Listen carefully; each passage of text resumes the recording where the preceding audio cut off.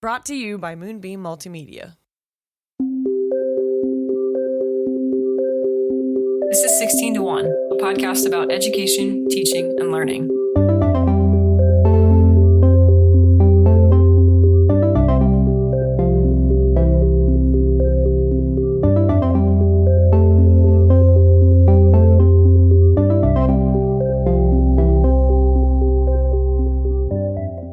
Hi. Hi. Hi. Hey. Welcome to episode 101. And one. Thanks for our last episode and bearing with us in the different format and stuff. That was kind of weird for us to throw together that way, but we had a really fun time with that. And we have achieved competence.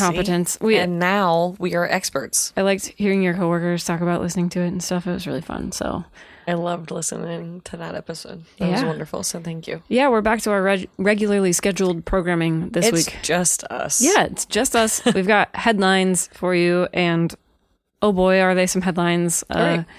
And then... Oh boy, are they? She says. Yes. Yes, they are. The headlines this week are a little bit tricky, and I get a little wound up about them. So I actually sat down and wrote out thoughts about them this time so that I wouldn't blab on in an pontificate. Yeah, I wouldn't pontificate in an unrestrained way. I put some bumpers on the argument. So bumpers, that's a good word for what you've done. Yeah, I put bumpers on my feelings. I've never known you to do that. I tried really hard. This is new. It is. Welcome. It is.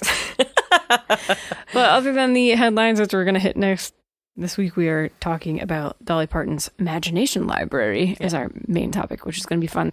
This is kind of your gem. You put most of these notes together this week because you are, love Dolly. I have told Chelsea, do not let me just ramble on forever about her because I could. Gotta put bumpers on you too. I need Dolly bumpers. Dolly bumpers? Yeah, I need Dolly bumpers because as far as famous people go, she's the top of my list. You know, she's up there for me. Well, big Dolly fan. I need to find out why when we get there. But would you like to get started with our education headlines first? Okay. Here we go. What's our first news story this week? When we start into the roundup, I always feel like I should cut desk at a desk like Jeff Daniels in the newsroom. Yes. And there's a big board behind us. Yes. It says breaking news, and it's Steve Kornacki is there for sports. He's there for everything. He's there for data. He's got khakis. He's got all day long. A whiteboard. That's how I feel when we get to this part. Anyways, here I am at my desk. Okay. An update in our ongoing coverage of America's literacy crisis and the conversation about the science of reading. Yes. This is from the AP, January 14th of 2024. The Georgia Department of Ed has proposed a $11.3 million budget to fund literacy initiatives, including literacy coaches and a screening test to identify students with dyslexia. Some lawmakers say the department is not doing enough to comply with a literacy law passed in 2023 and would like to see a more aggressive approach. They point to the fact that Georgia has one of the highest illiteracy rates in the country. Georgia joins Ohio, Massachusetts, New York, and more than a dozen other states that included literacy initiatives in their 2024 legislative sessions. Okay, so we're not in the bad right now. We're in the bad, but not for that. Well, we're in the bad because Governor Mike DeWine of Ohio did want to budget for science of reading initiatives, and one of the things that happened as a result of all of that was that the 3 queuing approach was banned, basically, and then the Reading Recovery, I think it's called Reading Recovery Council of North America, sued the state to keep that in curricula across the state. So anyway, we do care about the science of reading, apparently, at least a little bit. Sure. Yeah. And we talked about this, about the science of reading and the 3 queuing approach in episode 96. Yes. Which was about Piaget. Yes. We also have multiple times recommended APM's podcast, Sold a Story. Yeah. Chelsea talks about this podcast. I tell everybody I know about Sold a Story.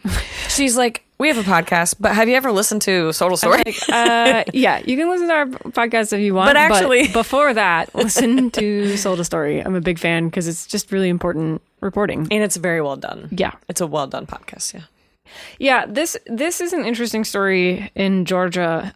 So the critics of what's going on there are, I think, rightfully pointing out that this is probably not enough.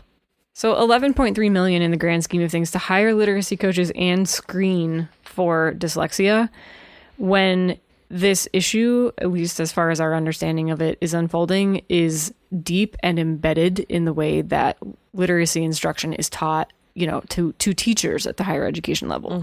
So unfortunately, this problem is one that has much greater impact even for budgets, because there's a lot of retraining that probably needs to happen for teachers who may have come up when these methods were, for whatever reason, more widely used. And these, like the Fountas and Pinnell stuff, these people who publish materials, this reading recovery stuff, they're still out there on the market and claiming everything is sort of okay. Long story short, there's still a lot of teacher education out there that is oriented toward a methodology of teaching phonics and literacy that does not really work.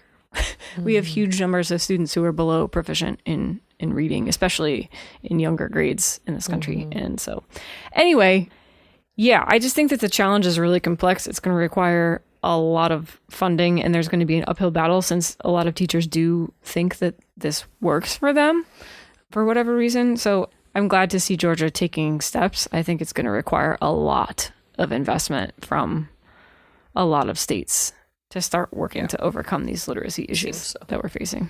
Okay, what's our next story? Coming to you from Maryland now. My old stomping grounds. And this comes from the Baltimore Banner. There's a new policy at Carroll County Public Schools restricting sexually explicit library books and textbook materials. This policy was passed after months of campaigning by the conservative parent group Moms for Liberty, who challenged dozens of books they claim are inappropriate. The new policy defines sexually explicit content as unambiguously describing, depicting, showing, or writing about sex or sex acts in a detailed or graphic manner. The policy does not apply to materials used in the health curriculum. That was a direct quote from this policy, by the way, the unambiguously describing, depicting, showing, or writing about sex or sex acts. I'm going to get on my philosophy and education degree soapbox a little bit here for just a second.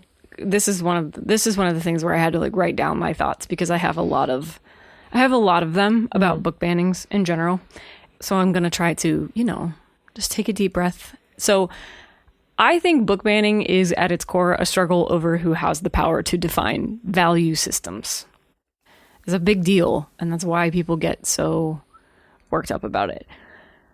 Proponents of censorship seek to impose their own value systems on others by denying individuals the chance to grapple with complex ideas and narratives. Opponents of censorship, on the other hand, believe that individuals should have the chance to imagine, construct, interrogate, and evolve their own value systems, and as such, I think are the true guardians of personal liberty and freedom of expression.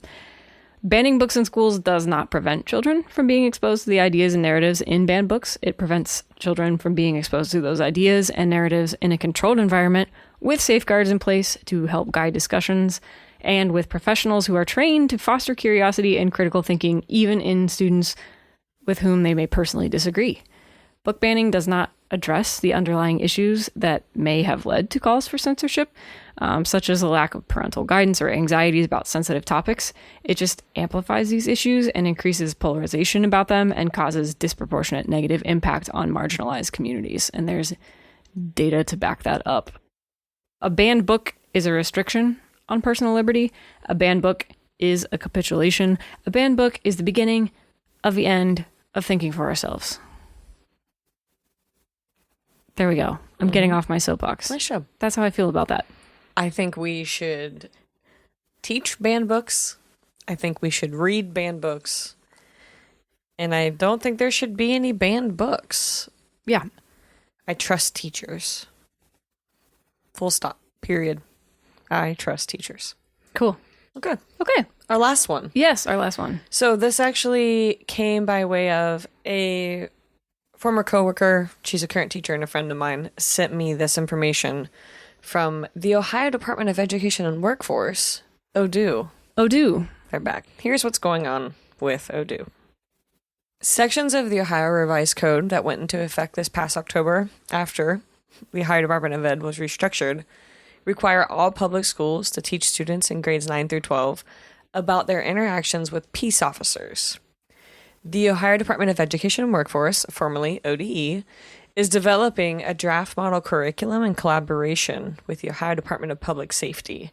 And this information comes from ODU's website. Mm-hmm. It says that the model curriculum provides instruction on proper interactions with peace officers during traffic stops and other in-person encounters. Ohio law identifies 4 content requirements for this model curriculum. Information on which individuals are peace officers and their duties and responsibilities, questioning and detention laws, including any that require proof of identity and consequences for failure to comply with the laws, a person's rights during an interaction with a peace officer, and proper interactions for interacting with peace officers. Yeah. I don't know about you, but from that description, I have a lot of questions about this law and this curriculum being developed in order to comply with the law. I would want to have these questions be addressed before this model curriculum goes into effect, let's just say. First question is, how does the proposed curriculum address issues of systemic and or implicit bias within law enforcement? Does a curriculum that emphasizes compliance with police instructions contribute to a culture of over-policing? What would be this curriculum's impact on marginalized communities where youth are disproportionately stopped and frisked? How will this curriculum impact the school-to-prison pipeline, which we have also discussed in another episode of the show? Mm-hmm. Does the curriculum's focus on student behavior and quote-unquote proper conduct adequately equip students to understand and challenge potentially unfair police actions or assert their rights effectively? Does the curriculum sufficiently address the inherent power imbalances between students and law enforcement officers? How should the curriculum address a dynamic where students are expected to defer to authority figures without question? Will the curriculum with a focus on legal rights and procedures adequately address broader historical and social contexts of policing? And how will this curriculum incorporate diverse perspectives on policing and interactions with law enforcement, particularly from marginalized communities and those with firsthand experience of bias and discrimination? Yeah. Thanks for bearing with us, because we had to write out some notes ahead of time for those ones because they're a little bit difficult. I think they're in a round of revising now after having gathered some public comment. I'm not sure when those are due to be published or when this model curriculum is due to be released into the wild and adopted by school districts around the state. But this is going to be something that I'm keeping an eye on me too. over the next couple of months, because sure. I think this has a potential to be very challenging. Mm-hmm. Do you have any thoughts you want to add on that? I think we do need to be paying attention to what's coming, and I think that all of those questions and more need to be addressed. And yeah, that was not an exhaustive list, I do want to say. And like considering who teaches it and things like that. Yes. Like there are so many factors of this that the way that it's sitting right now, no. That's my statement. Also, still no. No is a full sentence. Okay. No. Got it. So like I said, I'll be keeping an eye out.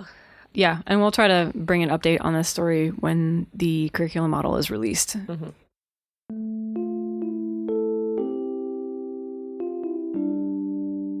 Shall we move on to our main topic for today? Here's Dolly. One of your favorites. Yeah. Tell me a little bit, how did you get into Dolly Parton? Because this definitely is like one small part of your personality, I would say. I love Dolly. My aunt loved country music. My dad is a music lover. I don't know that I would say that my dad is a Dolly fan, but I grew up listening to country music, and so if you grow up listening to country music, you're gonna have some Dolly. And I just kept listening to her. Stuck with you? Everything Dolly. I'm like, just yes, I'll watch it. Even that really terrible Hallmark-esque Christmas Netflix at movie? the Square? Of course. Okay. This was just finally my chance to talk about Dolly, and I'm very excited. Go for it. Okay, so here she is. Share your passion. Dolly Rebecca Parton. Ooh, was born in full named her. Yeah.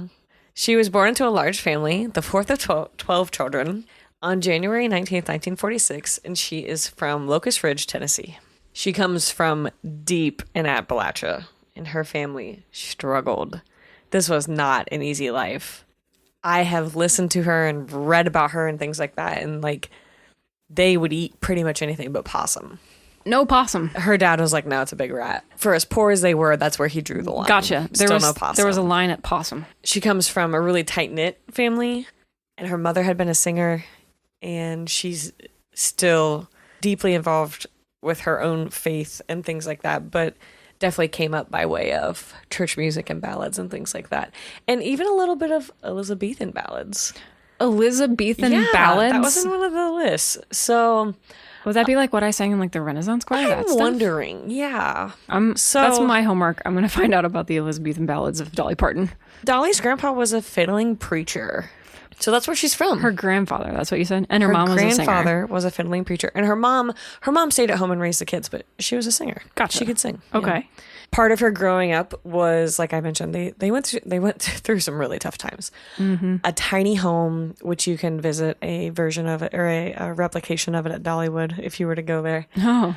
Probably one of Dolly's most famous songs comes from what she called a humiliating experience for her, because her mom had made her a coat out of all of these patchwork pieces, basically. Mm-hmm. They didn't have enough for one color, so it was just this rainbow coat, basically. And her mom made her this coat, and she went to school, and she got made fun of, and she didn't forget how that felt. And so in 1971, she wrote The Coat of Many Colors. Mm-hmm. And so she didn't forget what that felt like, but she didn't really shy away from where she came from. She, from a very young age, helped out around the house and got into music. And so her uncle actually bought her a guitar. And by the time she was 10, she was on her very first TV variety show in Knoxville. Wow. So shortly after that, Nashville found out about Dolly, and she made her first guest appearance on the Grand Ole Opry at the age of 13. Jeez, that was in that's 1959. So yeah. So she continues with her music. I did not realize she had been at it like that long. That's a very long career. She's in her late 70s. Okay. So yeah, she started young. So in 1964, she graduates from high school and she takes off for Nashville. The story goes, on her first day in town, she met her future husband, Carl Dean, in a laundromat. Carl Dean. Okay. And they've been together ever since. All right. Good old Carl. In 1967, she gets her break. She lands a standing role on Porter Wagoner's show. And from that point forward, I mean, after like the very first episode, because everybody hated her at first, but eventually they liked her. Yeah, because she replaced Norma Jean. Oh, okay. Porter Wagoner's original partner was Norma Jean, and Dolly replaced her on the show. Well, I will also say she has a very particular voice and persona and way about her, and I can understand why I'm sure she's not everybody's cup of tea, but yeah, I think she's cute. Oh, she should be. Well, those people are wrong. Don't worry. Yes. So that's really where she got her start. They went through some tough times. Basically, what happened was Dolly got so famous that she didn't need Porter Wagoner's show anymore, and so she left. And she wrote "I Will Always Love You" for him, and that was basically her breakup with him. Like, I need to go do my own thing, whatever. And he sued her. Like, they had to settle in court, saying that she had not met the expectations of this deal that they had made for her to be on the show. Yikes. She paid him, I think, like $1 million.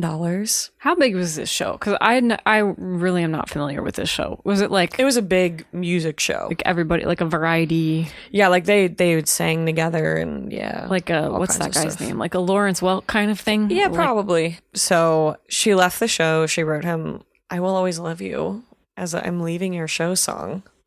Wow.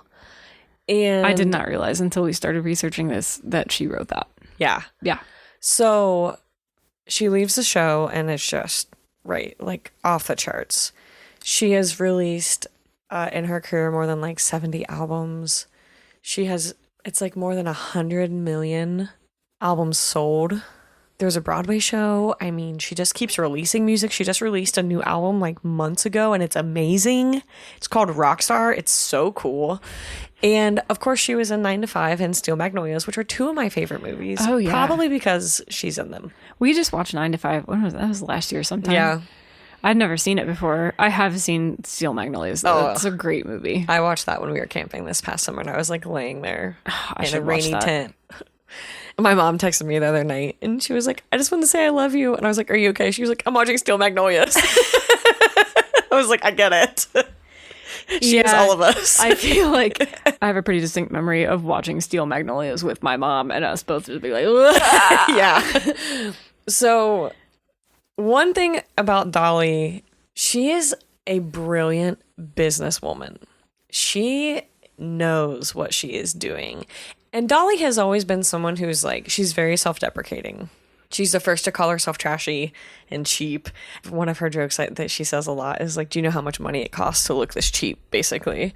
That's her show, right? Like, in one of the interviews I listened to, you'll understand how dated this interview would have been, but she basically said that when she was deciding what she wanted to dress like, she thought that the town's like tramp was the most beautiful woman she'd ever seen. And that's what she modeled herself after, because she had seen this beautiful woman and like she didn't understand that she was like mistaken as like a sex worker, essentially, was like how people ended up like confusing her when they didn't know it was like a bit. And then she just became it. So, like, I think she gives off, and, like, her voice, if you listen to her, like, she's almost, like, too good, sweet, you know, country girl. But that's just, like, who Dolly is. And so I think it's hilarious that someone like her has, like, some of the most incredible businesses. So she has a theme park, and they opened it in 1985. Mm-hmm. And isn't it called Dollywood? It's Dollywood, yeah. Mm-hmm. And it's now one of the South's leading tourist attractions. And if you were to go to Dollywood, like I said, you could see a version of her cabin. You could eat original recipes from her mom. Like, she appears there throughout the year. Like, people just see Dolly at Dollywood. And so a lot of people have given her a lot of credit because she invested in where she's from, which is like the Smoky Mountain area. She wanted to help the economy there, was like her big thing. She funds scholarship programs and she supports a Center for Women's Services. But she was like very dedicated to making sure that her people are taken care of because she knows how rough it was coming up. And her little town celebrated her by, and Chelsea made a joke about how tall it must have been, but they put up a bronze statue of Dolly. It was because you said it was life size. I think I lied. It cannot be life size, but it's like her. But there's a bronze statue of Dolly on the lawn of their courthouse. Aww. Can you imagine being arraigned in court and you got to walk by Dolly Parton? That'd be the most shameful thing. That'd be pretty weird. So one of the reasons why Dolly is known as such a brilliant businesswoman was because Elvis really wanted to buy I Will Always Love You. And she knew she couldn't sell him the publishing rights. And she said that she wept because she wanted him to sing it so bad. But she said that her songs are like her children. And the quote was, they have to provide for me when I'm old. So when Whitney Houston sang I Will Always Love You and The Bodyguard in the 1990s, like those 10 years alone, she made more than $10 million just off of I Will Always Love You. Sheesh. And otherwise it would have been gone once Elvis had a hold of it. So coming from such a tough place and knowing how important it is to help support those that, you know, helped you get to where you were going, Dolly and her dad had an idea to start what we now know as the Imagination Library.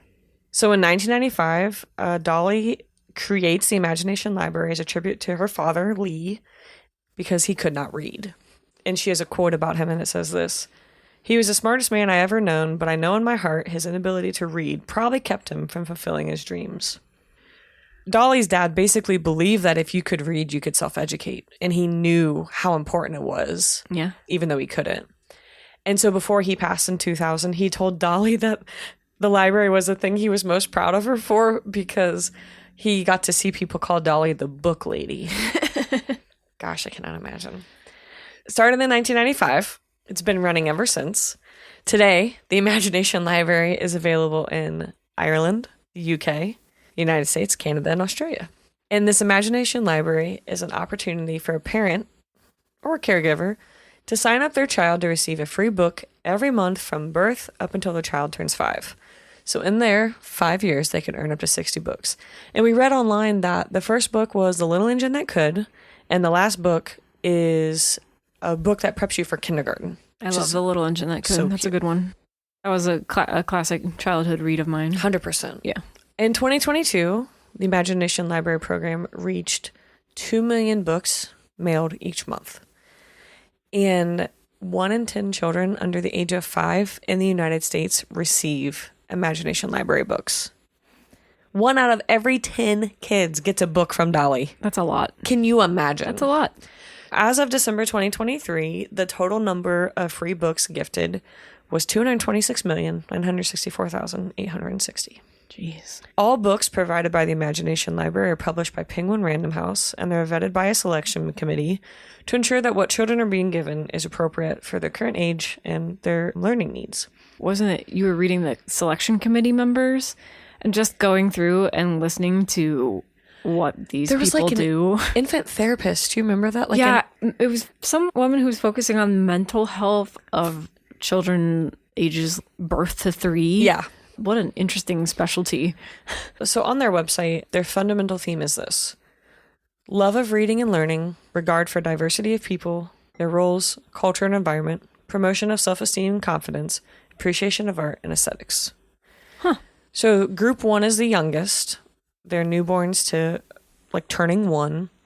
And the goals of those books are vision, so it's bright, big, and colorful. Touch, like thick pages. Rhyme and rhythms, simple and easy to use. Minimal text, it's point and say. Playful sounds, and nurturing.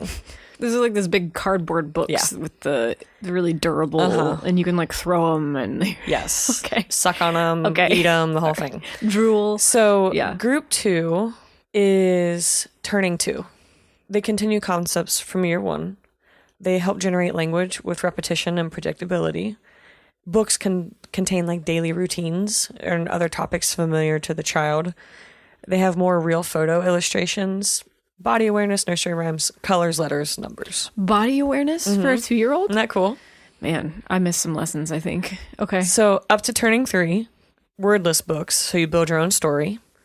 Values and characters, issues like fear, conflict, love, safety, colors, letters, and numbers, and nursery rhymes. Okay. Okay, so for those turning 4, more complex stories, so like resolution and with heroes, diversity of others, faces and environment, and it says it's okay to be different, play, humor, fun, nursery rhymes, and poetry. Poetry, wow. Yeah. Okay. And then for kids who are turning 5, these are the kids graduating, as they call it.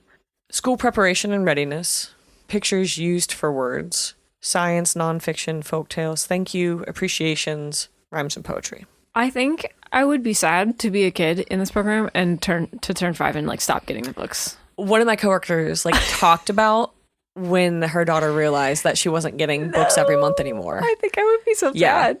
Because they like expect it. Yeah. And her little brother kept getting them. And she was like, okay. So we looked through, they like release a list every year. Chelsea and I read through it when we were researching. There's like a lot of like Llama Llama books. There was that like one about being a bumblebee. The Hungry Caterpillar. Like, I'm It's a like, bumblebee or something. I am a bumblebee, I think. And the cool thing about it was, well, one, they review it every year so that there are changes and things like that to it based on new titles. They even were like conscious to include bilingual options. Like some of their book choices contain Spanish and stuff like that. I would say its emphasis is certainly for people whose native language is English, or at least for the most part, because there was only like one option or one book per year that had any Spanish included in it. Every year they release a list, and I think it's like 6 or 7 women are on this group, and they choose the book selection for the year. Yeah. So here's how the Imagination Library works. Cities and counties sign up as a local affiliate of the Imagination Library, and these groups then have to fundraise to cover the price. The Imagination Library has set it up so that each book costs $2.20. These local groups where you join when you sign up your child, because you do it by location, they work to cover that $2.20 per book. We will include the link in the show notes, but essentially what you do is you look up the locator and you find what's near you to sign your child up.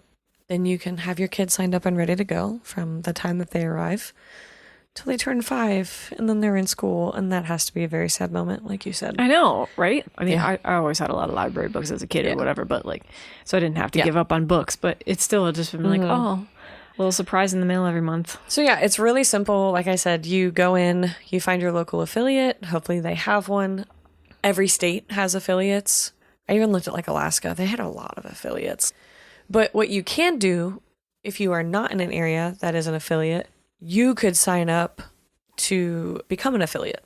So a couple ways you can support your local Imagination libraries: find their posts on social media or their websites, or look up what the affiliate is in your area.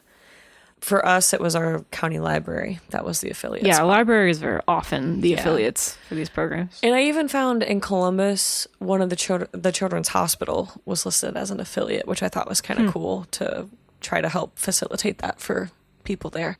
So yeah, the ways you can help them, like I said, you can find out who your local affiliates are and support them in their fundraising efforts to help afford these books for the kids in your area. So it's a little bit about Dolly and her incredible work for her dad and her willingness to make sure that kids had access to books even when they come from really tough spots, which I think is very cool. And this has been going on since when was it founded? 1995. 95, you said? I don't remember this from my childhood, but that would make sense because it did not exist. We were too old. But you said that you have multiple coworkers whose kids do this, right? Yeah. Oh, yeah. I've had people sign their kids up before they're born because they want them to get them as soon as they're here, you know. It's cute. So I've seen people kind of judge Dolly. I think her willingness to make fun of herself often makes it seem like she is what she looks like, which is like such a surface level thing, right? Well, especially when she's gone to great lengths to sort of, and I don't mean this like a false thing, but like she's constructed a persona that is like part of her. It's not just part of her identity, it's also part of her business. It is. So like she's constructed this image of her that we see. And I know what you're talking about. People do kind of like poke fun at her because of the way she presents herself to the world. She will always be like, I'm not an expert in business, I'm an expert at being Dolly. And that's what her business is, right? Like that's how it works for her. But I've read where people are like, why isn't Dolly Parton a billionaire if she has all this success? And it's like these are the things that she has been doing. She has been supporting women and children in her area and around the world. Mm-hmm. She's fine. Like, she'll flat out tell you, like, she doesn't need, like, she sits at home and loves to order stuff from, like, QVC and stuff like that. Like, she thinks it's hilarious.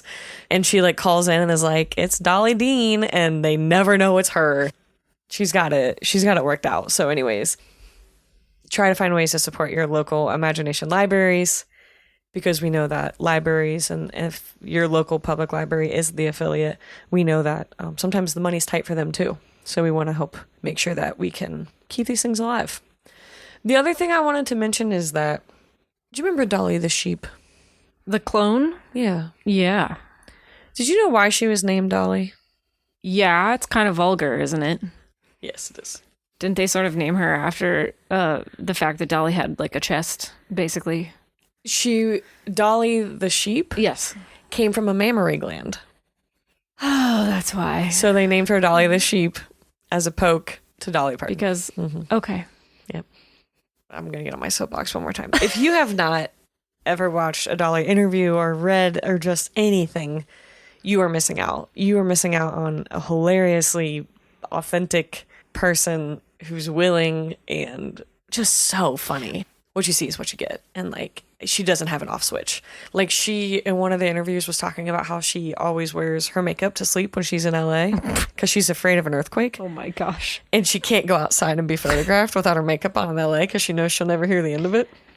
She's got no qualms with the work she's had done, with who she is, with what she looks like, anything like that. And she told this really great story about her dad, which was like how proud he is of her. Like, before he passed, he was telling her he was proud of her for the statue. And he's like, I'm really proud of you for what you are, but I'm most proud that a pigeon is never going to know the difference between you and anybody else, because to any pigeon, you're an outhouse. And like, she was just like raised by like these humble people who were like, do good with what you have, but like, you're still the pooper for a pigeon because the pigeon doesn't know you're any different, right? She doesn't take herself too seriously, which is refreshing. Fun. So, the Imagination Library. 1 in 10 children in America are touched by a book from Dolly Parton. Like, that's just so cool. That's better than Book It. You might be able to out Pizza the Hut Dolly Parton.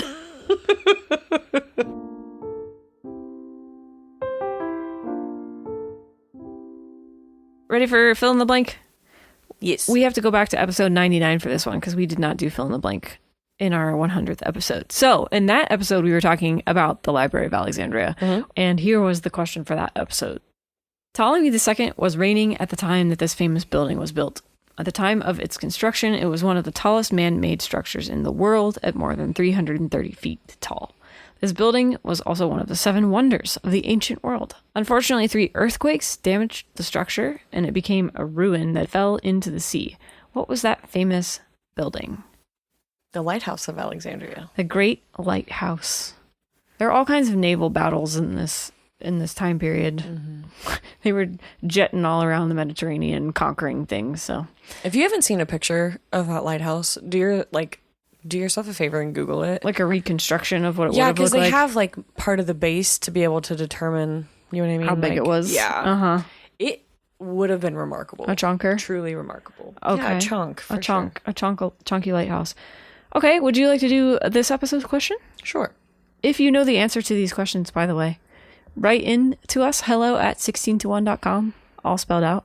And if you give us the answer, we'll send you some stickers. Or even if you don't give us the answer, we still will. Yeah. A total solar eclipse is happening in America on April 8th, 2024.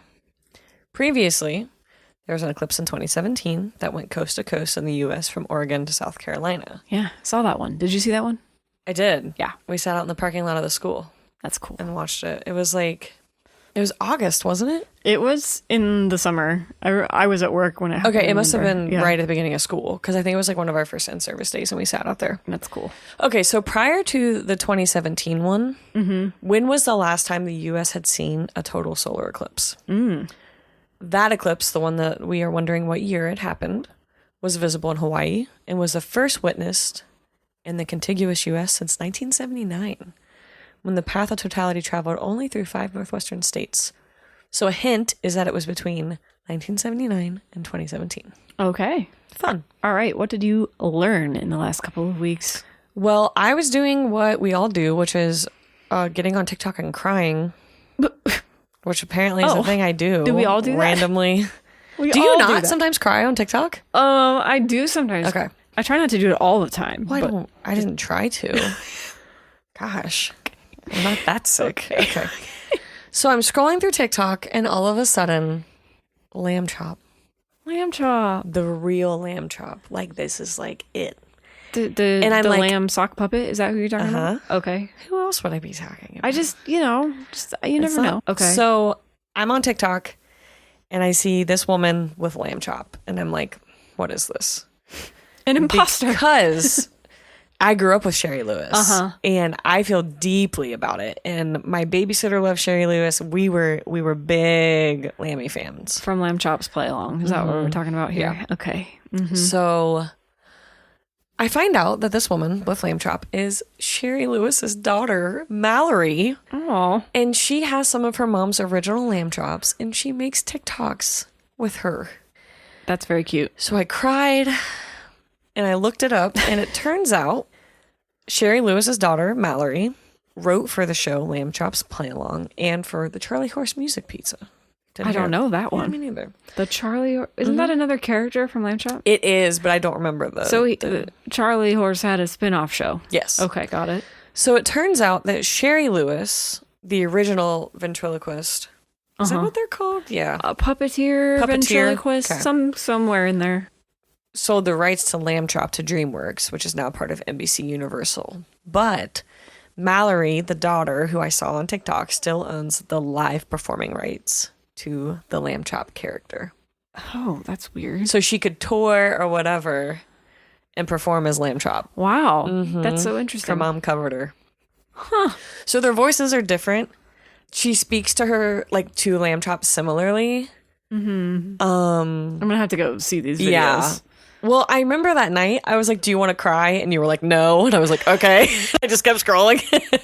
And it's because I was watching Mallory Lewis with Lamb Chop. And it was one of those moments that, like, there are, like, few things of my childhood that, like, remain to be unlocked in that way. Like, Lamb Chop was, like, something I really loved because my babysitter loved it. And we would always laugh. Like, there was always that line at the, I don't know if it's the end of the show, but Sherry Lewis would always scream, don't slam that. And the door would slam. And she'd say, door, because she was, like, dejected. And every time my babysitter's husband used to leave the house, we would always yell, don't slam that. And her husband, Jack, would slam the door, and we'd all go, door, you know.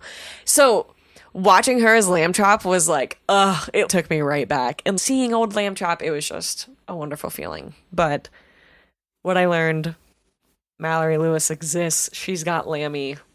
She does the whole thing. It's a wonderful TikTok. It felt so good to watch. Definitely will say my TikTok algorithm is into exploiting nostalgia these days because I've been getting a lot of clips from I love that. Mr. Rogers. Oh, Fred Rogers just hanging we out should on do my a Fred TikTok. Rogers episode sometime. Yeah. I think he's about due. That show, looking back on it, is like it's so weird in some ways because it's just a very different era of TV. But did a lot for Yeah. TV. Yeah. And I mean, who doesn't love a good sweater? Gosh. All right, what did you learn? Okay, well, I finished the Lord of the Rings trilogy. I think in the last episode I said I was about to, and I finally did it. I had to move on to other books. All the ditties. In addition to many ditties, I think I mentioned that I hadn't read these books before, and so I kind of knew vaguely how they ended from the movies. And if you don't want to hear spoilers for Lord of the Rings, which has been published for so long, I think you're in the clear. if you don't want to hear spoilers about the books, skip this next couple of seconds. But I did not realize that there's this whole battle in the Shire at the end. Uh-huh. They don't just drop the ring into the volcano and then peace out and head back to a lovely Hobbiton retreat. They have to like go home and kick out a bunch of people who have become like these little feudal lords of the Shire, nasty dudes who conspired with some of the enemy and stuff. They have to like chase people out of town, and there's a battle, and like hobbits are killed and stuff. Whoa. Yeah, I didn't know. I didn't either. So that's what I learned. I also started reading The Creative Act, A Way of Being by Rick Rubin. I think I actually heard about this on TikTok. Speaking of TikTok, Nice. It sounded appealing to me, and it is a very interesting read. If you are a person who engages in creative pursuits of some sort, it's kind of just like a refreshing, meditative read on creativity and how to discover it and how to cultivate it and nurture it and how to design your life around the process of creating That's things. cool. So yeah, so those are Nice job. that's what I'm into. Nice. Any final thoughts? Find a reason to listen to Islands on the Stream. One of my favorite Dolly songs. It's a good one. It's a great one. Thank you for listening, and we will talk to you again in 2 weeks. Bye-bye. Bye.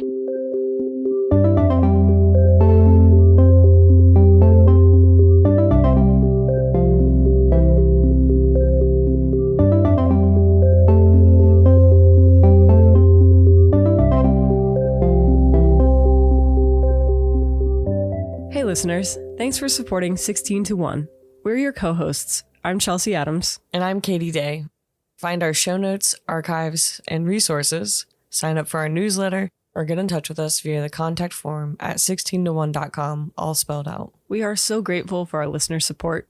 If you enjoyed this episode, please consider subscribing to the show and telling your friends or colleagues about it. The show is edited and produced by you, Chelsea Adams, and you're also responsible for our show's music. And you, Katie Day, serve as lead researcher and social media manager. Thanks again for listening, and we'll catch you next show. And Jeff Bridges is there. And Steve Kornacki is that's him, over right? on Jeff sports. Bridges. Isn't he the one in the newsroom? Who is that? Jeff someone. Is it Jeff Bridges? No. No. Not Jeff Bridges. It's not Jeff Bridges. I can't remember He is the the guy's Big name. Lebowski. I am Yes. an idiot. The newsroom. Jeff Daniels. Yes. I was so close.